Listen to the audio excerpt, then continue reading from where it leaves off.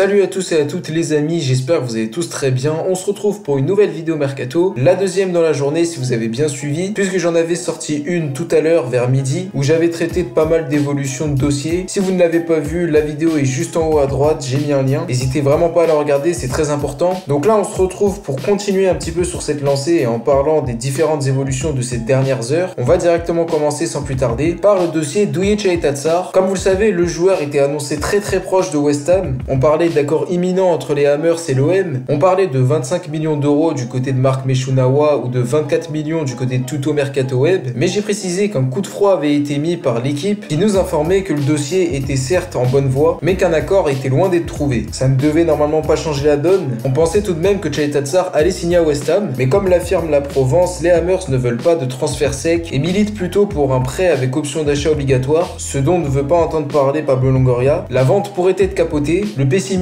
règne par rapport à ce dossier. Cependant, rien n'est sûr, une offensive de dernière minute n'est pas à exclure, ça peut aller très vite, même si la vente du défenseur semble se compliquer de plus en plus. Le dossier de Chaitatsar gêne fortement Pablo Longoria qui voulait renflouer les caisses et qui va donc devoir a priori trouver une autre solution. Alvaro serait poussé vers la sortie. Selon la Provence, le joueur aimerait rester à l'OM et c'est sa priorité, mais serait fait à l'idée d'un départ et pourrait accepter des offres venues d'Espagne. Le joueur a déjà recalé les Girondins de Bordeaux, un projet qui ne l'intéresse pas. Longoria semble déterminé pour le faire partir et va essayer de trouver une solution dans les prochaines heures, à voir l'évolution du dossier. On va passer maintenant au dossier Steve Mandanda. Selon RMC Sport, le coach de Lorient, Christophe Pélissier, aurait poussé en interne pour le voir signer chez eux, information qui aura été confirmée ces derniers temps par la Provence, qui nous apprend que le joueur est une priorité du club lorientais, mais selon la même source, Steve Mandanda ne veut pas partir car ce projet ne l'intéresse pas. L'OM fermerait la porte à un départ car ayant besoin d'une doublure à Paolo Lopez, la légende olympienne ne devrait pas quitter l'OM cet hiver, sauf retournement de situation. On va passer maintenant au dossier Luis Enrique. Comme vous le savez, le club essaye de prêter Enrique, malgré la volonté du joueur de rester sur la canebière. Les dirigeants de l'OM attendraient en tout cas un signe de la part de plusieurs clubs. Ces derniers temps, on parle surtout de l'Estac de Troyes qui serait sur le coup. C'est ce que nous apprend le journal L'Équipe. On a aussi entendu le nom de la Fiorentina et Botafogo qui seraient intéressés par l'ailier brésilien. Ça semble en tout cas pas vraiment s'agiter pour l'instant. Difficile de croire à un départ d'Enrique, à voir l'évolution du dossier. Maintenant, en ce qui concerne le cas Bamba Dieng, j'étais assez optimiste par rapport à l'issue du dossier. On avait appris que c'était un plan B très sérieux du côté de Newcastle, mais qu'aucune offre n'aura été faite ces derniers temps. L'OM demanderait un minimum de 15 millions d'euros, ce qui a possiblement refroidi les ardeurs des différents prétendants. Mais selon Sky Sport, un dossier va peut-être chambouler la donne, et c'est celui menant à Hugo Ekitike. Le joueur évoluant au stade de Reims est pisté lui aussi par les Magpies, mais ce dernier aurait refusé de rejoindre Newcastle. Il était en gros le plan A du club anglais qui était prêt à mettre 30-40 millions sur lui, mais vu comment c'est parti, selon la même source, les Magpies se sont logiquement tournés vers leur plan B